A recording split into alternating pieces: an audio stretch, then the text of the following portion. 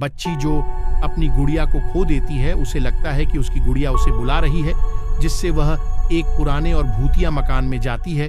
एक लड़की ने एक सुंदर गुड़िया थी और वह उससे बहुत प्यार करती थी। एक दिन जब वह घर से बाहर थी तो उसके छोटे भाई ने गुड़िया को खो दिया। जब वह घर लौटी तो उसने अपनी गुड़िया को नहीं देखा तो उसे बहुत दुख हुआ। वह गुड़िया की तलाश करने के लिए निकल गई। लड़की ने गुड़िया की खोज करने के लिए अपनी यात्रा शुरू की। वह गुड़िया को वहीं एक पुराने घर पर मिली जहां उसे लगता था कि गुड़िया उसे बुला रही है।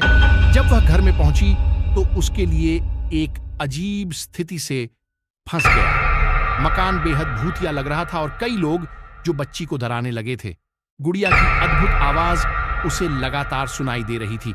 बच्ची ने अपनी आवाज में गुड़िया को बुलाया। अचानक घर के एक कोने से गुड़िया निकली और उसकी आवाज ठंडी हवा में उछल गई।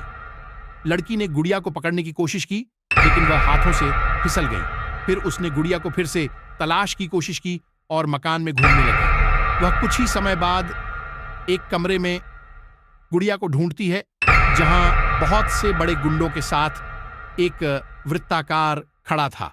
वह गुड़िया को लेने के लिए उसके पास गई, लेकिन उसके पास ही वह गुड़िया को ढूंढते हुए सो गई।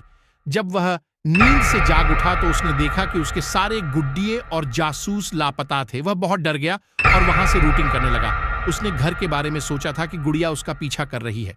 लड़की ने अंत में गुड़िया को नहीं पाया, लेकिन वह अनुभव से बहुत डर गई थी। उसने अपने भाई को दांत दिखाकर कहा कि वह कभी ऐसा नहीं करेगा जब वह उसे गुड़िया वापस मांगेगा। इस कहानी से हमें यह सीख मिलती है कि हमें अपनी संबंधित वस्तुओं का ध्यान रखना चाहिए, जैसे कि अपने आवरण और अन्य वस्तुओं को संरक्षित रखना चाहिए। हमें भूतों और भूतिया जगहों से दूर रहना चाहिए और अगर हम ऐसी जगहों पर जाते हैं तो हमें सतर्क रहना चाहिए।